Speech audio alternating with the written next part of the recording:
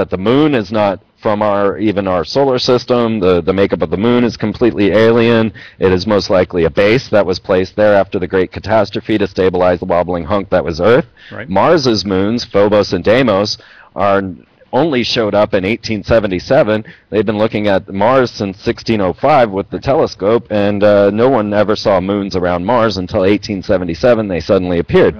Really? Now, as we send craft to go visit Phobos, we have lost, I believe, 5. The Russians sent Phobos 1 and 2, and they were Phobos 1 was immediately lost, and Phobos 2 was lost after taking a few shots, the last of which was a giant cigar-shaped craft, which the Russian scientists came out and said, well, we didn't want to believe it was a UFO, but we haven't come up with a better answer yet. Right. Yeah, that's called a Clinton ship.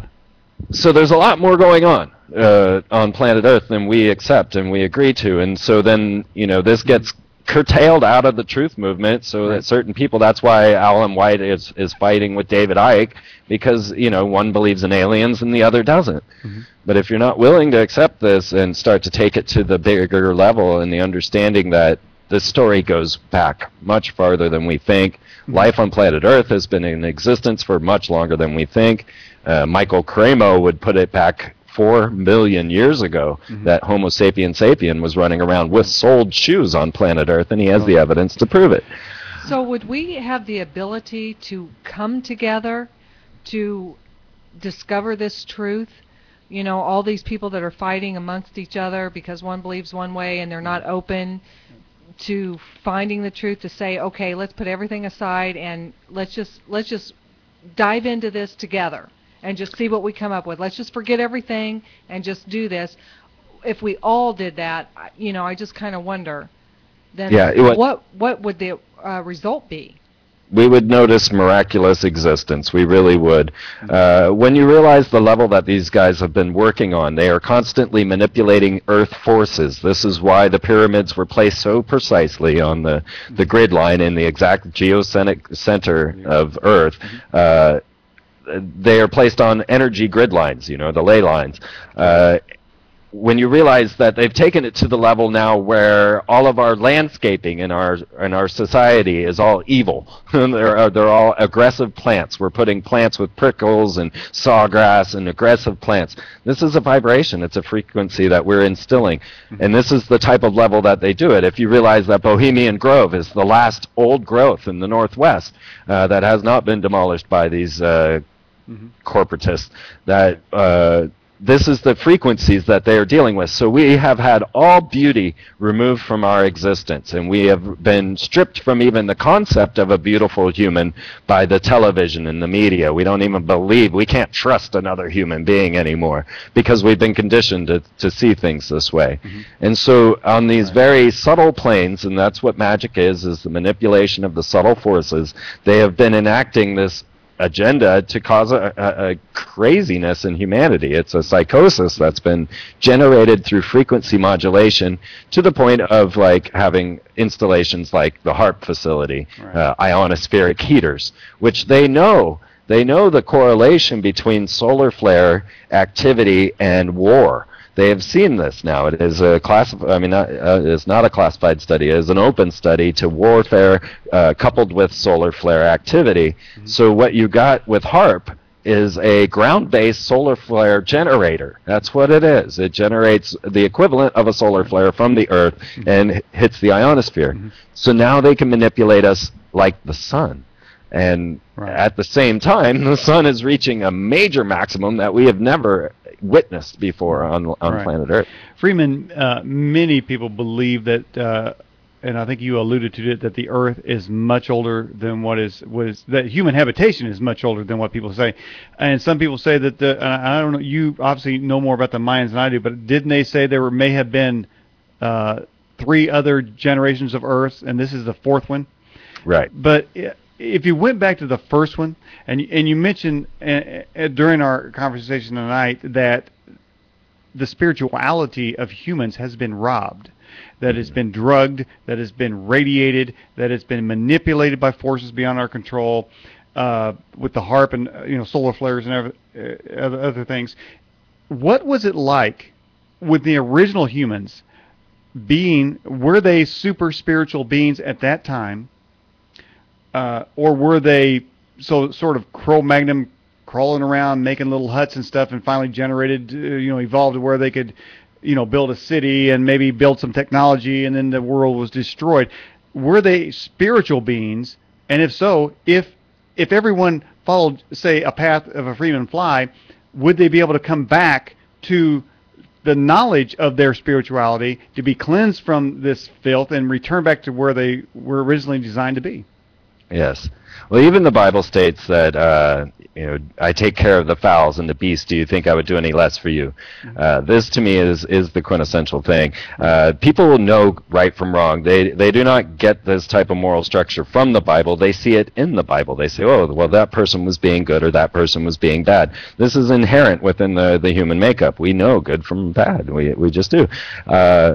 So what we'll realize is that, okay, to take the story back as far as we can, which is the ancient civilizations of Atlantis and Lemuria, Lemuria was always said to be a spiritual land, and one that was in combination or harmony with the planet.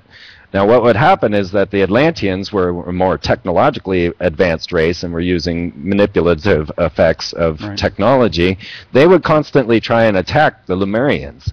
But what happened was the Lemurians' chi, or what they know as the siddhi, was so powerful that it was like an instant karma return on their aggressors. So each time the Atlanteans came in to strike down the Lemurians, they just dropped dead because they got instant karmic return. Really? So this is the concept when finally the Atlanteans pulled out their ultimate weapon, which just might be that Death Star, the moon Iapetus that's orbiting Saturn. If you go look into Iapetus, there's an ancient Death Star. It looks just like George Lucas's, orbiting Saturn. It happened to be spotted by the Cassini satellite on 9/11. Right.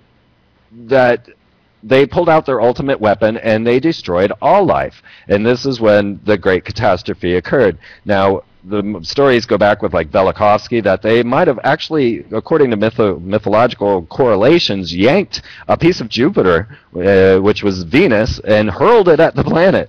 This is the wormwood or any of the Planet X theories sometimes are correlated with Venus, which of course is Lucifer.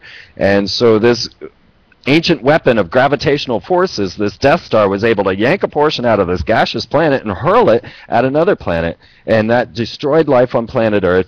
And at that point they were able to come down and set up their grid, and that's when Egypt was formed. That's when the pyramids put down on the Earth plane to establish a frequency modulation device. I personally believe Atlantis was Mars, and that these people came from Mars. I believe the Caucasians came from Mars, landed in the Caucasus Mountains, and took over using frequency manipulation.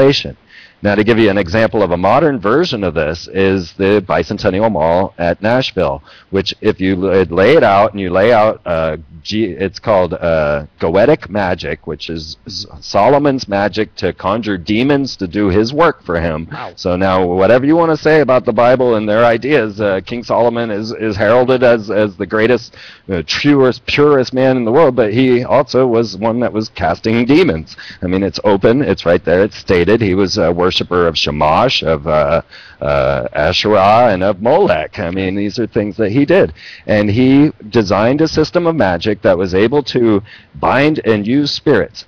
And his completing sigil happens to be the exact shape of the Bicentennial Mall that's sitting on Nashville land out in front of the Capitol, which is a Native American burial ground. And even on the sigil itself, which is a black granite wall that makes the shape of the magical emblem, it says thousands of bodies are interred here.